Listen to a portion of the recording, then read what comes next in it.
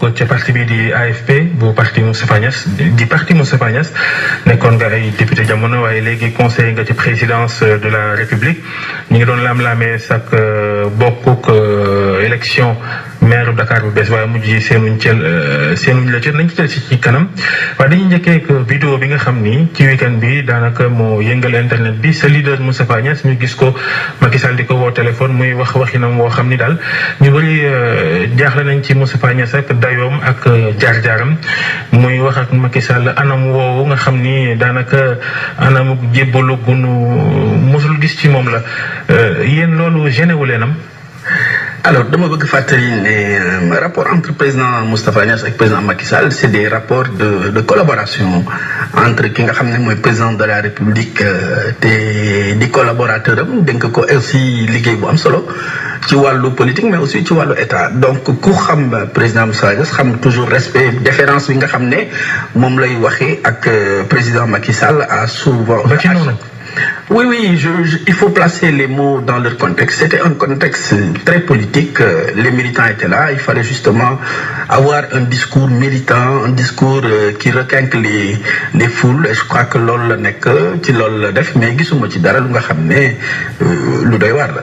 waaw ndaje ma c'est vrai man suivre naa sax vidéo bi mais na mu waxee dafa xaw a doy waar de président yaa neex a liggéeyal waay genre wax yooyu est-ce que gêné wul jóge ci Moustapha Niasse ak dayo bi mu am ci réew mi.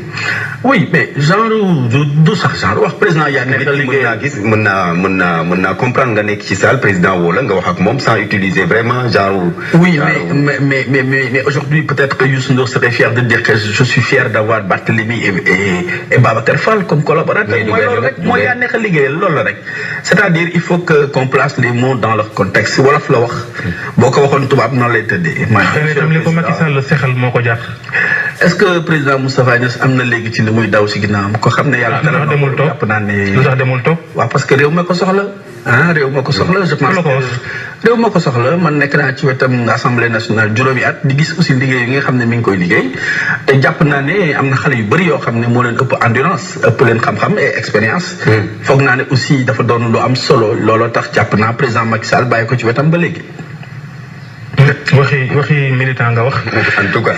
mais ci dëggantaan nag AFP tey bu nu xoolee ba mu juddoog léegi am na fukki at ak juróom-ñeent bu nu xayma est-ce que diis ngeen diisaay googu sax faf.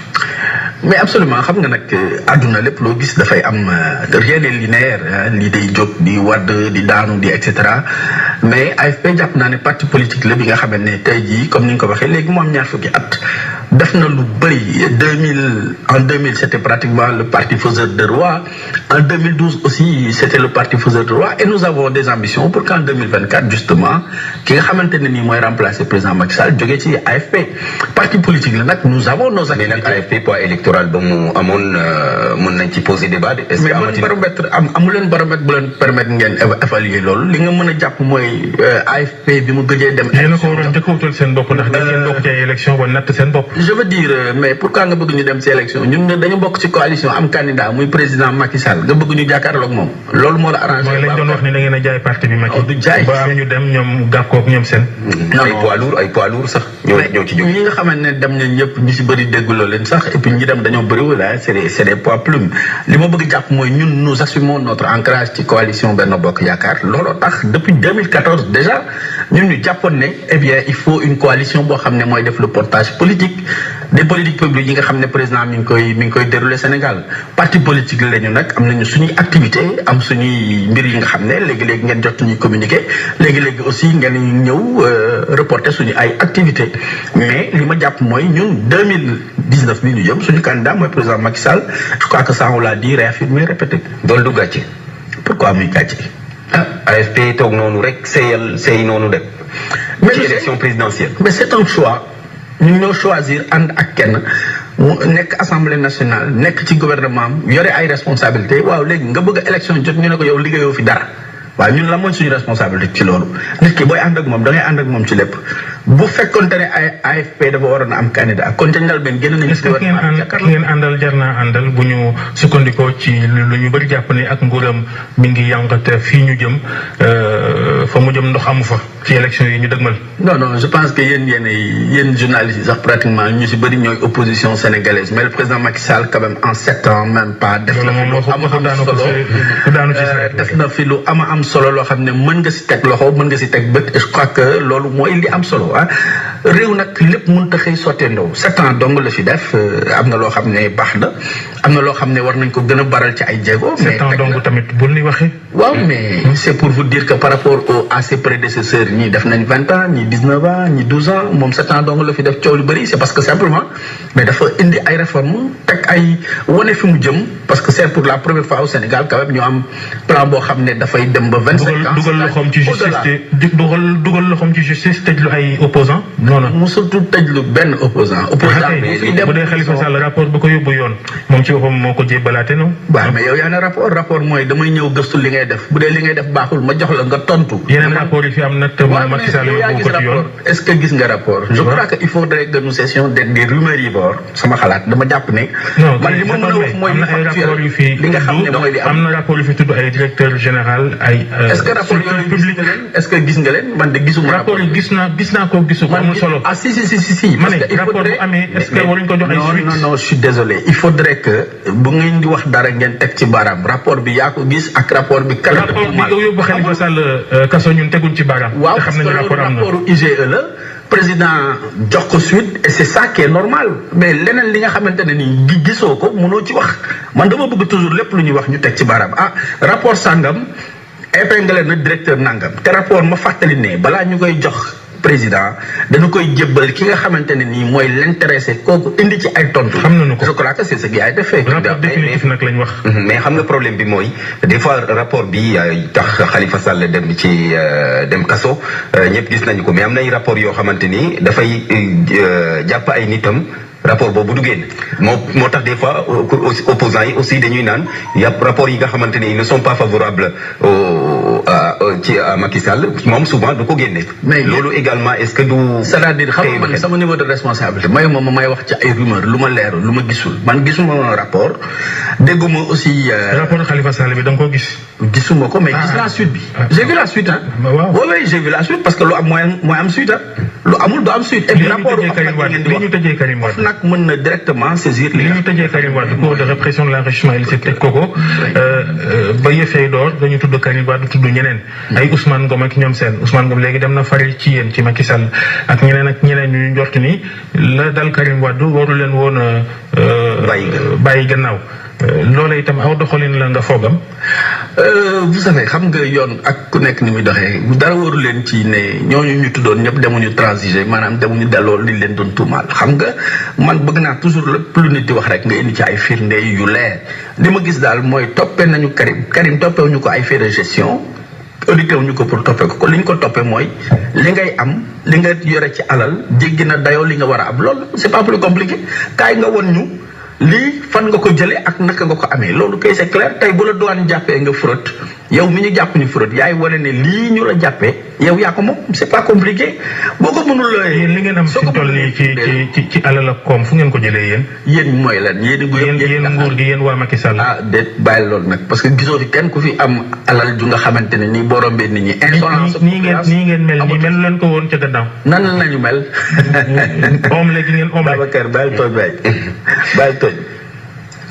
ayca Zator Mbaye mooy sunu gan ñu dellu si nag ci li nga xam ni moom mooy li nga fi yëkkati sànq ne yéen Macky Sall mooy seen candidat 2012 waaye 2024 moom candidat AFP dina am loolu du indi problème déjà ak seen allié principal bi di APR. mais non du indi problème parce que nous sommes dans une alliance bu nga xam ne ñun suñu candidat mooy le président Macky Sall moom la ñu jàpp ne il doit avoir un deuxième mandat ànd ak moom liggéey parce que loolu mooy li nga xam ne moo war a am mais bu ñu amee ba 2024 nga xam ne incha allah président Macky Sall il sera pas candidat mais l'AFP qui est un parti war na mën a moom tamit samp candidat et ça a été réaffirmé wax nañ ko waxati ko je crois que buñ ca yegg ak jàmm dañu ñi doon waan AFP dee nag AFP ngi sukuraat mais dañ gis ne mais justement l'AFP eh bien dafa cohérente par rapport à moom dafa cohérente par rapport ak démarche. naa doon Moustapha Niasse rek.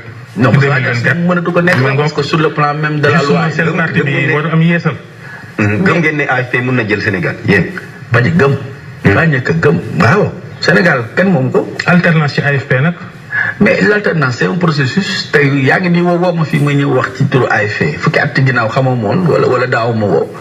loolu mooy alternance c'est un processus dynamique waaye nag mag ñi pousse wala nañu rey mag ñi wala nañu rey ñëpp xale yi ñëw loolu du waxin je crois que àdduna osmose la sama sëriñ ba sëñ Babacar Si dégg naa mu daan wax ne ragal na mbooloo yi mag yi kese wala mbooloo yi xale yi kese mooy wane ne àdduna dafa war a am jaxasoo te jàpp naa ne loolu noonu la AFP tëddee tey jii ki yore kàddu AFP xale la ministre bi ñu yóbbu si gouvernement bi xale la man mi bokk naa ci ndaw yi AFP ak ñeneen ñu nga xam ne tey daanaka déggatu leen sax ay mag ci AFP mag ñi daanaka dañu nekk ci ginnaaw li président Moussa Diass di wax ils sont en retrait mais demuñu retraite parce que nag ay homme politique lañ te politique kenn du ci retraité. Barthélémy waaw dama bëggoon ñu wax ci wàllu élection mairie bi Babacar junj nga ko sànq ci bi ñuy door waxtaan bi yow candidat nga woon mais mujjantel gi da nga génnee sa bopp lu xew. man de kenn mësuma dégg ma ne candidat la. nit ñi nag ñoo analyser gis ne xëy na jàpp nañ ne bokk naa ci personnalité yi waroon a mën a postuler. donc j'ai été étonné d'entendre le désistement de Zator balaa ngay désister da ngay porter sa candidature benn ñaareel bi mbirum taxawu Ndakaaru la woon ñun amuñu ci woon candidat ñu ngi toogoon di leen seetaan kenn nekk ci woon candidat wu Benno Bokk Yaakaar et ça il faut le dire de manière très claire. Benno Bokk Yaakaar sax amul ca mairie ba. am na fa kay. parce que man mii Benno Bokk Yaakaar moomu yóbbu ca mairie ba. ak ñeneen am naa ñeneen i ndaw la yoo xam ne ku mel ni ministre Abdoulaye Diouf Sarr ak ñeneen ñoo xam ne ñun Benno Bokk Yaakaar moo tax ñu def ca mairie Dakar.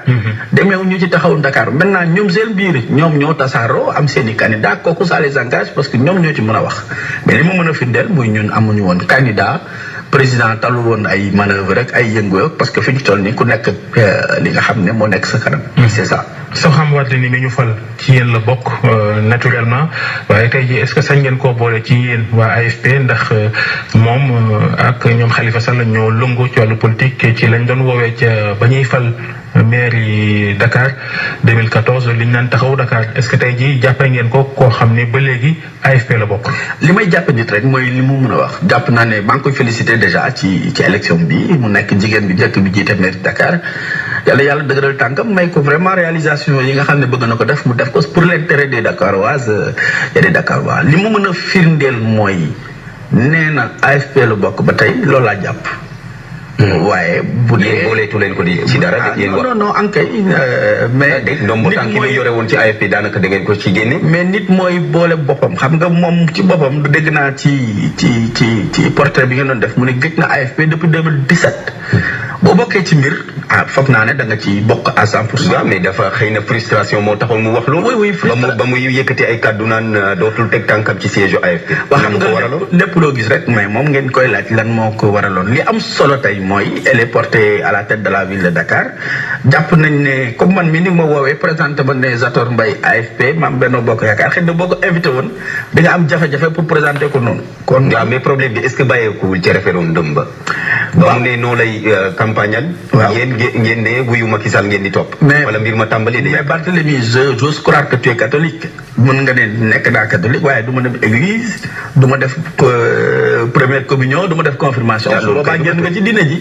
exactement donc bu fekkente ne da nga nekk ci parti politique parti bi rëdd yoon am ay directives yu mu joxe man de sama conception ci militantisme mooy jëm cee ànd parce que tey sa émission bi doone 8h moins 20 nga koy démarrer ba pare nekk di xaabaabal ba moins 10 moins 5 non lépp loo gis ci àdduna dafa am norme képp koo xam ne nag da nga nekk si parti yow yaa am sa conscience bopp pour xool ndax man maa ngi ca parti booba tey am déet wala ndax man maa ngi épouser. mais lan moo tax souvent démocratie liberté d'opinion d'expression mënul am si biir formation politique lan la. xam nga liberté d'opinion ñun suñu parti mënta weesu bu ñu amee benn ponk dañuy ñëw toog ñu waxtaane ko ñu ne ñun kat jàpp nañ ne yoon wi la ñu war a jël kii ne d'accord naa kii ne d'accord ma mais boo toogee ci parti bi ba ñu xës ba décider daal di def synthèse waxtaan bi jàpp naa ne point de vue majoritaire loolu mooy dem loolu xew fépp moo xew ci église ba moo xew jàkk ja moo xew ci àdduna de manière générale mais doone man d'accord ma ci lii lu ma neex laay def ba pare di réclamer wu encore ci li nga xam ne mooy sa formation. looloo tax ndombo tànk ya mu yore woon rek ngeen jëlee ko ci moom. non jëlewuñu ko ci moom. am na si lu nga xam ne moo ko bàyyil boppam. parce que man ak moom ñoo bokk commune nag li nga si ñu si bëri bu tey ci AFP bokkoon naa si ñi nga xam ne ñoo ko gën a jege ndombol tànk yu si bëri moo ko bàyyil boppam yeneen yi aussi ñi nga xam ne ñoom la ko seqaloon ñoo jàpp ne comme moom ñëwatul oto boo xam ne kat chauffeur bi toogatul pour dawal ko xanaa nañu duñ toog ci biir rek di xaar dañu bu beneen chauffeur bu dawal oto pour mu dem je pense que c'est aussi simple que ça.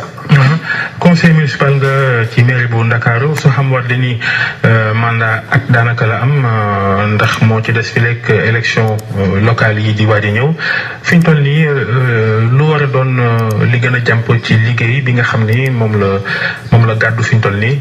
d'abord li gën a jàpp naa ne mooy jubale conseil municipal bi ak boppam parce que ville de Dakar institution la warut a nekk siège parti politique warut a nekk siège mouvement dama jàpp ne damay ñaawlu d'ailleurs élection yi conditions yi mu amee keroog bi ñu génnee ñenn ñi di yuuxoo ñenn ñi di saaga parce que ñoom ñi jiite maire bi je rappelle bien ñoo am la responsabilité de sécuriser. ku ci mel ni Abdoulaye Diouf Sarr la kenn mosu ko gis foofa. non élection rek mu def non waxin la maanaam tànkam bëriwu fa. non mais attendez mais maire yi da ngay ñëw des fois mënoo ñëw da ngay joxe procuration c'est réglementaire Abdoulaye Diouf Sarr c'est un ministre de la République xëy na jot bi ma am man moom amu ko mais je li ma bëgg wax mooy mairie bi institution la comme ni ko assemblée nationale nekkee comme ni ko feneen nekkee jàpp naa ne war nañu mën a aussi bu ñu amee rencontre yooyu ñu war a mën a sécuriser nit ñi nga ñëw voter mais pourquoi au nom de quoi ñëpp dañu war a gisandoo ne nii la war a demee aduna du loolu autant ñoom ñu am une opposition parlementaire à l'assemblée bu ñëw di liggéey di wax li mu xalaat di yuuxu di wax mais ñun tamit am nañu droit nekk opposition municipale ñëw am suñu gis-gis am suñu xalaat mais nañu respecté te xam ne Sénégal yi ñoo ko bokk. sa cas personnel Zator Mbaye nga nekkoon député waaye tabuñu la ci élection député yu daaw yi Macky Sall def la conseiller loola ak yokkute la kum dellum ginnaaw. man de yokkute laa ko jàppe ndax maa ngi jóge woon ci benn pouvoir bu ñu naan pouvoir législatif tey maa nga pouvoir exécutif sant yàlla parce que li naan mbote boo gis dafa bëgg quand même dépasser statut bi dem nekk guy wala nekk laadum et cetera mais man jàpp naa ne je suis encore très jeune. conseil yi Macky Sall mi ngi leen di laaj ay conseils. waaw mi ngi ñu koy laaj ñu ngi ko koy jox aussi parce que dama jàpp ne ku toll ni président de la République soxla na ku ci nekk jox ko sa xalaat bi nag fu ne la mën a jóge xalaat bi fu ne la mën a jóge te jàpp naa ne ñu ngi am liggéey bu am solo ak moom di ko ñaanal élection yi ñu jëm incha allah premier tour. le 24 février. bu gañe ko am na ay conseillers yoo xam ne dañuy wax naan yenn saa yi pour ñu gis Macky Sall sa problème am na de. te loolu moom yow kañ nga ko gëj a gis sax yow kañ nga ko gëj a gis. man ça fait juste 2 mois. il m'a reçu. ah oui mais. 2 mois c'est 60 jours président de la République. mais jiite 60 jours. mais président de la République jiite Sénégal da nga foog ne am na temps tout le temps toog di waxtaan naan café non il n'a pas ce temps là dama ne ku temps bu mu tuuti lu mu la ci may rek doon na lu am solo te conseiller ko du càgg. waaye am na temps wu yëngal ay mbagam na mu ko defoon ca jam ñaajo jërëjëf mën nga ko bind mën nga ko yónnee note mën nga def lu nekk mais Babacar bëgg naa nga ñëw bokk ci pôle communication pour que président gagné incha allah parce que yow xarañ nga ci loolu ma toog fii rek non xarañ nga ci loolu jaajëf yéen doog jàmm jërëjëf Barthélémy Ngom